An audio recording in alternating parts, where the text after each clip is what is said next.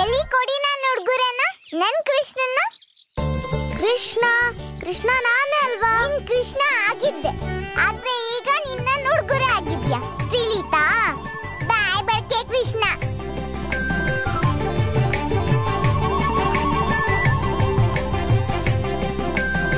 ನಂದು ಮಾವ, ನನ್ ಹೆಸರು ರಾಧೆ. ನಮ್ಮ ಅಪ್ಪನ ಹತ್ರ 1 ಲಕ್ಷ ಹಸುಗಳಿವೆ. ಮತ್ತೆ ನಿಮ್ ಕೃಷ್ಣ ಈ ರಾಧೆ ಜೊತೆ ಸಂತೋಷವಾಗಿರ್ತಾನೆ. ಯೋಚಿಸ್ಬೇಡಿ, ಈ ಬಾಯ್ ಬಡ್ಕ ಕೃಷ್ಣನ ನಂಗೆ ಕೊಟ್ಬಿಡಿ. ಈ ಮಾತನ್ನಂತೂ ಸರಿಯಾಗಿ ಹೇಳಿದೆ ನೀನು. ಇದರಿಂದ ನಿನ್ಗೆ ನಿನ್ನ ಉಡುಗೊರೆನೂ ಸಿಗುತ್ತೆ, ಮತ್ ನಮ್ ಕೃಷ್ಣಂಗೆ ಸಂತೋಷನೂ ಆಗುತ್ತೆ. ಅದೇ ತಾನೇ ನಾನು ಹೇಳ್ತಿರೋದು. ಆದ್ರೆ ಗೋಕುಲದಲ್ಲಿ ನನ್ ಮಾತು ಯಾರು ಕೇಳ್ತಾರೆ? ನನಗಂತೂ ಅರ್ಥ ಆಯ್ತು, ಆದ್ರೆ ಇದನ್ನ ನೀನು ಕೃಷ್ಣಂಗೂ ಅರ್ಥ ಮಾಡಿಸು, ಆಗ್ಲೇ ಇದೆಲ್ಲ ಸಾಧ್ಯ ಆಗೋದು. ನಾನ್ ತೀರ್ಮಾನ ಮಾಡಿ ಆಗೋಗಿದೆ. ನೀನೀಗ ಕೈ ಕೊಡು, ರಾಧೆ ಜೊತೆ ಹೊರಡು. ಗೋಪಿಕೆ, ನಾನು ನಮ್ಮ ಅಮ್ಮನ ಮಗ, ಅದಕ್ಕೆ ನಮ್ಮ ಅಮ್ಮನೇ ತೀರ್ಮಾನ ಮಾಡ್ತಾಳೆ.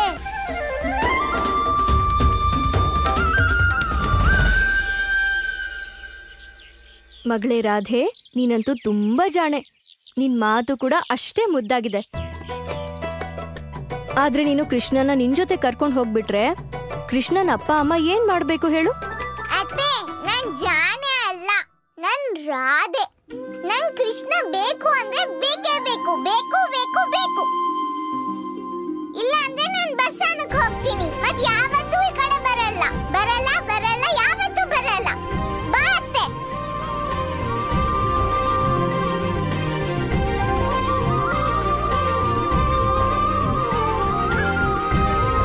ಅನ್ನಿಸದೇನು? ಈ ರೀತಿ ಬಾಲಕನನ್ನ ಕೇಳುವುದು, ಅವನನ್ನು ಅವನ ಮಾತೆಯಿಂದ ದೂರ ಮಾಡುವುದು, ಇದು ಯಾವ ರೀತಿ ಸರಿ ಎನ್ನಿಸುವುದು? ನಾರಾಯಣ ನಾರಾಯಣ, ಇದರ ಉತ್ತರವನ್ನು ಕೇವಲ ಮಾತೆಯೇ ನೀಡಬಹುದು. ಆದರೂ ಮಾತೆ, ನಿಮ್ಮದು ಇದೆಂತಹ ಹಠ? ರಾಧೆ ಕೃಷ್ಣನನ್ನು ಈ ರೀತಿ ಕೇಳಿ ಎಲ್ಲರಿಂದ ದೂರ ಮಾಡುತ್ತಿದ್ದಾಳೆ. ಇದು ಸರ್ವತಾ ಅನುಚಿತವಲ್ಲವೇ ಮಾತೆ? ದೇವರ್ಷಿ, ಪ್ರೇಮದಲ್ಲಿ ಯಾವುದು ಉಚಿತ ಅನುಚಿತವಾಗಿರುವುದಿಲ್ಲ. ಹಾಗೂ ನೀವು ಮರೆತಿದ್ದೀರಿ ದೇವರ್ಷಿ, ನಿಮ್ಮ ಪ್ರಭುವು ನಮಗೆ ವಚನ ನೀಡಿದ್ದರು. ಆದರೆ ಈಗ ಅನಿಸುತ್ತಿದೆ, ನಿಮ್ಮ ಪ್ರಭು ಕೊಟ್ಟಿರುವಂತಹ ವಚನವನ್ನು ನಿಭಾಯಿಸ ಬಯಸುತ್ತಿಲ್ಲ. ಹಾಗಾದರೆ ಇದು ಉಚಿತವೇ ದೇವರ್ಷಿ?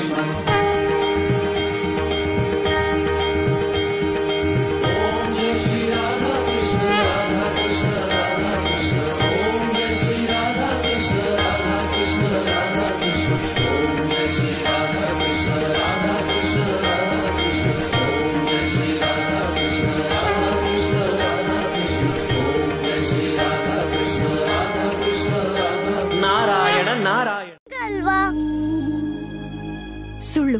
ನಿಜ ಅಮ್ಮ. ಹೇಳಮ್ಮ, ನೀನ್ ಯಾಕೆ ಕಳ್ತಿದ್ಯಾ? ಕೃಷ್ಣ, ನಿನಗೆ ಜನ್ಮ ಕೊಟ್ಟಿದ್ದು ನಾನು. ಜಗತ್ತಿನಲ್ಲಿ ಎಲ್ರಿಗಿಂತ ಹೆಚ್ಚಾಗಿ ನಿನ್ನ ನಾನ್ ಪ್ರೀತಿಸೋದು. ಇಡೀ ದಿನ ಬೆಣ್ಣೆ ಮಡಕೆ ಹಿಡ್ಕೊಂಡು ನಿನ್ ಹಿಂದೆನೆ ಬರ್ತಿರ್ತೀನಿ. ಆದ್ರೆ ನೀನು ಒಂದೇ ಒಂದು ಕ್ಷಣದಲ್ಲಿ ನಿನ್ ತಾಯಿನ ದೂರ ತಳ್ಬಿಟ್ಟೆ. ಒಂದೇ ಒಂದು ಕ್ಷಣದಲ್ಲಿ ರಾಧೆ ಹತ್ರ ಹೋದೆ ಅಲ್ವಾ? ಹೌದಾ? ಇದಾ ವಿಷಯ? ಇದು ಚಿಕ್ಕ ವಿಷಯನಾ? ಇಲ್ಲ ಅಮ್ಮ, ಆ ವಿಷಯ ಅಲ್ಲ. ನೀನೇ ಹೇಳ್ತೀಯಲ್ಲ, ಯಾರಿಗೂ ನಿರಾಸೆ ಮಾಡಬಾರ್ದು ಅಂತ. ಅದಕ್ಕೆ ನಾನು ಹಾಗೆ ಮಾಡಿದೆ. ಹೌದಾ ಕಂದ? ಹಾಗಾದ್ರೆ ನಾಳೆ ಯಾರಾದ್ರೂ ನಿನ್ನ ಗೋಕುಲ ಬಿಟ್ಟು ಬಾ ಅಂತ ಹೇಳಿದ್ರೆ ನಿನ್ ತಾಯಿನ ಬಿಟ್ಟು ನೀನು ಮಥುರೆಗೆ ಹೊರಟೋಗ್ತೀಯ ಹೇಳು? ಆದ್ರೆ ಅಮ್ಮ, ಮಥುರಾ ಇಲ್ಲಿಂದ ತುಂಬಾ ದೂರ ಅಲ್ವಾ? ಮಹಾರಾಜ ವಸುದೇವ ಹಾಗೂ ಮಹಾರಾಣಿ ದೇವಕಿಗೆ ಮುಕ್ತಿ ಕೊಡೋ ಮಾರ್ಗ. ಬನ್ನಿ ಮಹಾರಾಣಿ, ನಾವೀಗ ತಡ ಮಾಡುವಂತಿಲ್ಲ, ಬನ್ನಿ. ಆದ್ರೆ ಅಕ್ರೂರರೇ, ನಿಮ್ಗೆ ಈ ಗುಪ್ತ ಮಾರ್ಗದ ಬಗ್ಗೆ ಹೇಗ್ ಗೊತ್ತಾಯ್ತು?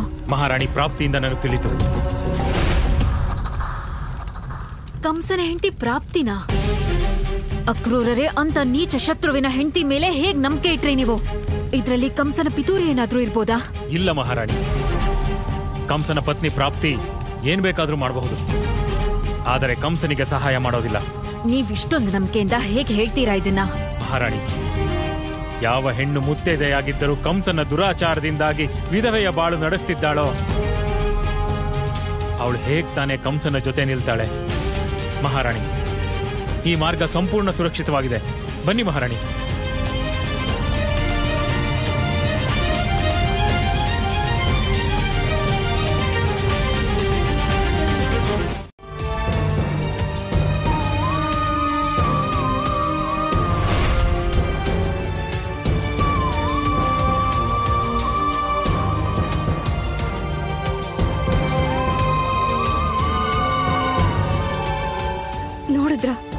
ನೋಡಿದ್ರ ನೀವು?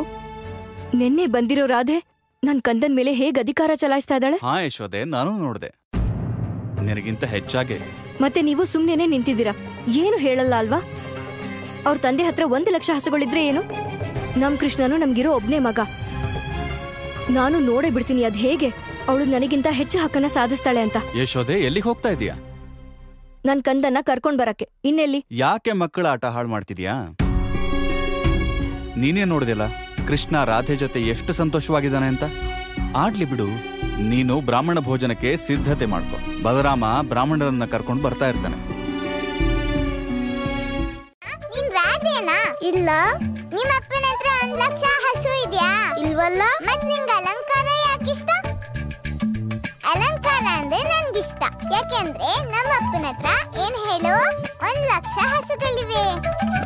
ಅದಕ್ಕೆ ಇವತ್ತು ನನ್ನ ಅಲಂಕಾರ ಆಗುತ್ತೆ ಈ ರಾಧೆಗೆ. ಸರಿ, ನಾನ್ ನಮ್ಮ ಅಮ್ಮನ್ ಕರ್ಕೊ ಬರ್ತೀನಿ.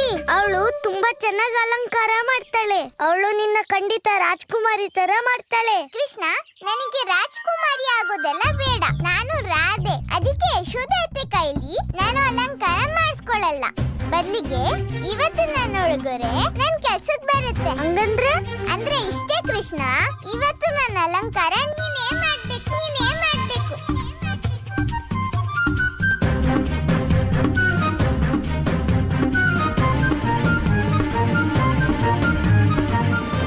ನಾನಾ?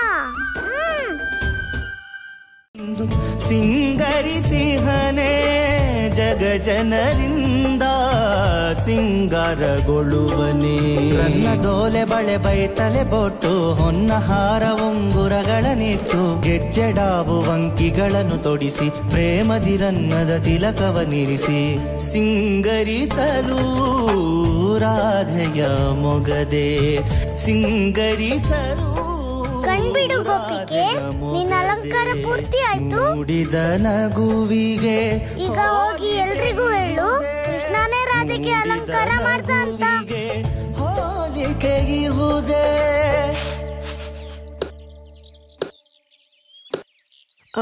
ಕೀರ್ತಿ, ನೀನ್ ರೋಹಿಣಿ ಅಕ್ಕನ ನೋಡಿದ್ಯಾ? ನಾನು ನಿಮ್ ಹತ್ರ ಅದನ್ನೇ ಕೇಳೋಳಿದ್ದೆ. ತುಂಬಾ ಹೊತ್ತಿಂದ ಅವರೆಲ್ಲೂ ಕಾಣಿಸ್ತಿಲ್ಲ. ರೋಹಿಣಿ ಅಕ್ಕ ಖಂಡಿತ ಅಕ್ರೂರರನ್ನ ಭೇಟಿ ಮಾಡಕ್ ಹೋಗಿರ್ಬೇಕು. ನಾನು ರಾಧೆ ಅಂತ ಕೃಷ್ಣಂಗೆ ಹೇಳ್ದೆ. ನಮ್ಮಪ್ಪನ ಹತ್ರ 1 ಲಕ್ಷ ಹಸುಗಳಿವೆ. ಅದಕ್ಕೆ ನನ್ನ ಅಲಂಕಾರನು ಹಾಗೆ ಇರ್ಬೇಕು. ಹೇಳಿ, ನನ್ನ ಅಲಂಕಾರ ಹೇಗಿದೆ ಅಂತ. ಬಹಳ ಚೆನ್ನಾಗಿದೆ.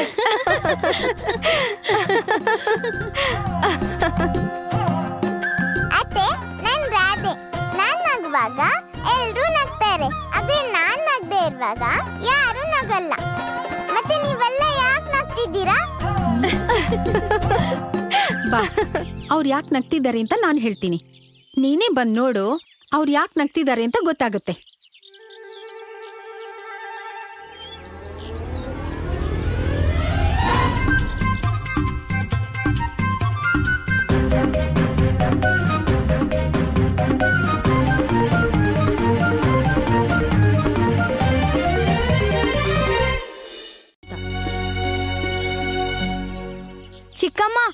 ನಾನು ಬ್ರಾಹ್ಮಣ ಭೋಜನಕ್ಕೆ ಬ್ರಾಹ್ಮಣರನ್ನ ಕರ್ಕೊಂಬಂದಿದ್ದೀನಿ ಚಿಕ್ಕಮ್ಮ.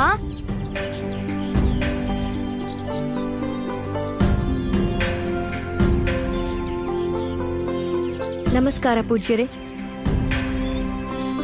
ನಾನು ನಿಮಗೆಲ್ಲ ಧನ್ಯವಾದ ಹೇಳಬೇಕು ನಮ್ಮ ಆಮಂತ್ರಣನ ಸ್ವೀಕರಿಸಿದ್ದಕ್ಕೆ. ಬನ್ನಿ.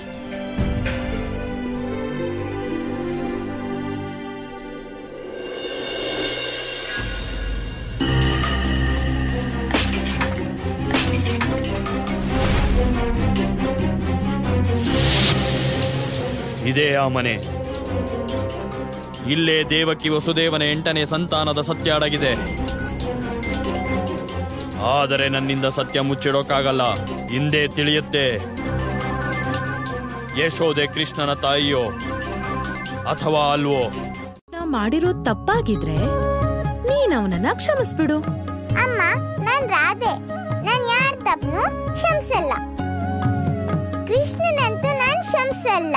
ಆಗಲ್ಲ ಆಗಲ್ಲ ಆಗಲ್ಲ. ಸರಿಯಾಗಿ ಹೇಳ್ತಿದ್ದಾಳೆ ನಮ್ ರಾಧೆ ಪುಟ್ಟಿ.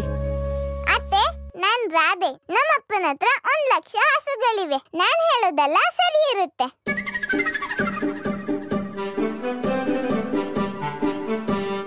ನೀನ್ ಹೇಳಿದ್ ಸರಿಯಾಗೇ ಇದೆ ಕಂದ. ಕೃಷ್ಣ ಅಂತೂ ದೊಡ್ಡ ತಪ್ಪು ಮಾಡಿದಾನೆ. ಅವನೇ ಬಂದು ನಿನ್ ಹತ್ರ ಕ್ಷಮೆ ಕೇಳ್ಬೇಕು. ಇದನ್ನ ನಾನ್ ಯೋಚನೆ ಮಾಡಿಲ್ಲ. ನಾನ್ ರಾಧೆ. ನಾನ್ ಕೃಷ್ಣನ ಕ್ಷಮಿಸೋಕಾಗಲ್ಲ. ಮತ್ತೆ ಆ ಕೃಷ್ಣ ನನ್ನ ಹತ್ರ ಕ್ಷಮೆ ಕೇಳ್ಬೇಕು. ಕೇಳಲೇಬೇಕು, ಕೇಳಲೇಬೇಕು, ಕ್ಷಮೆ ಕೇಳಲೇಬೇಕು. ಕೃಷ್ಣ ಬಂದು ಕ್ಷಮೆ ಕೇಳೋ ತನಕ ನಾನೀ ಮನೆ ಬಿಟ್ಟು ಎಲ್ಲೂ ಹೋಗಲ್ಲ.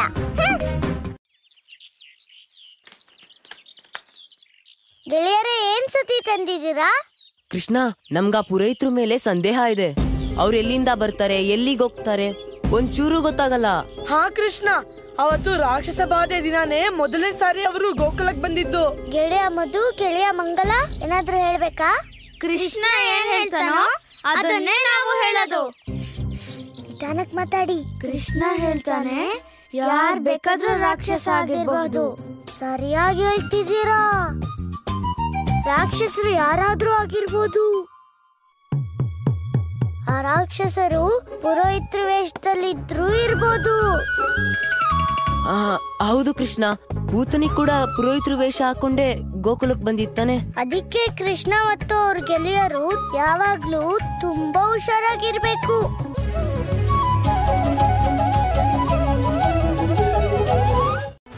ಇಷ್ಟು ವರ್ಷಗಳ ಪ್ರಯತ್ನ, ಇಷ್ಟು ಸಂಕಷ್ಟಗಳ ಬಳಿಕ ಕಂಸನ ಸೆರೆಮನೆಯಿಂದ ಹೊರಗೆ ಹೋಗುವ ಗುಪ್ತ ಮಾರ್ಗ ನಮಗೆ ಸಿಕ್ಕಿದೆ ಮಹಾರಾಜ. ಏನು ರೋಹಿಣಿ? ಆದರೆ ಹೇಗೆ ಮಹಾರಾಜ?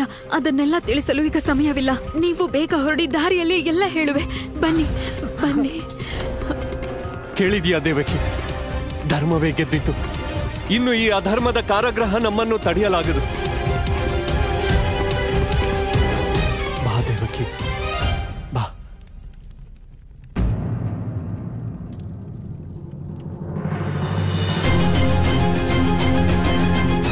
ದೇವಕಿ, ಯಾಕಲ್ಲೇ ನಿಂತಿರುವೆ? ದೇವಕಿ, ಇಂತಹ ಅವಕಾಶವನ್ನು ಕಳೆದುಕೊಳ್ಳಬಾರದು. ಬೇಗ ಬಾ ದೇವಕಿ. ಕ್ಷಮಿಸಿ ಮಹಾರಾಜ, ನೀವು ಹೊರಡಿ. ನಾನು ಬರುವುದಿಲ್ಲ.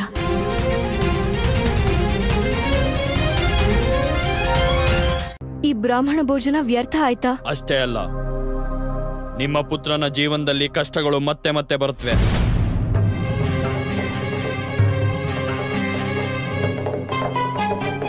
ನನ್ನ ಕ್ಷಮಿಸಿ ಬ್ರಹ್ಮದೇವ. ನನ್ನಿಂದ ದೊಡ್ಡ ತಪ್ಪಾಗೋಗಿದೆ. ಈಗ ನೀವೇ ಹೇಳಿ, ಈ ತಪ್ಪನ್ನ ನಾನು ಹೇಗೆ ಸರಿ ಮಾಡ್ಕೊಳ್ಳೋದು? ನಂದರಾಣಿ, ನೀವು ನಿಜವಾಗಲೂ ನಿಮ್ಮ ಪುತ್ರನನ್ನು ರಕ್ಷಿಸಬೇಕಿದ್ರೆ ಮತ್ತೆ ಈ ಅಡಿಗೆಯನ್ನ ನೀವೇ ಸಿದ್ಧ ಮಾಡಿ. ಕೇವಲ ನೀವು ನಿಮ್ಮ ಕೈಯಾರೆ, ಯಾರ ಸಹಾಯನೂ ಇಲ್ಲದೆ ನೀವೇ ಹೋಗಿ ಯಮುನೆಯಿಂದ ನೀರು ತರಬೇಕು. ನೀವೇ ಹಸುಗಳ ಹಾಲು ಕರಿಬೇಕು. ನೀವೇ ಒಲೆ ಉರಿಸ್ಬೇಕು. ಎಲ್ಲ ಅಡಿಗೆಯನ್ನ ನಿಮ್ಮ ಕೈಯಾರೆ ಸಿದ್ಧ ಮಾಡಬೇಕು. ಆಗ್ಲೇ ಈ ಭೋಜನ ನಾವು ಸ್ವೀಕರಿಸೋದು.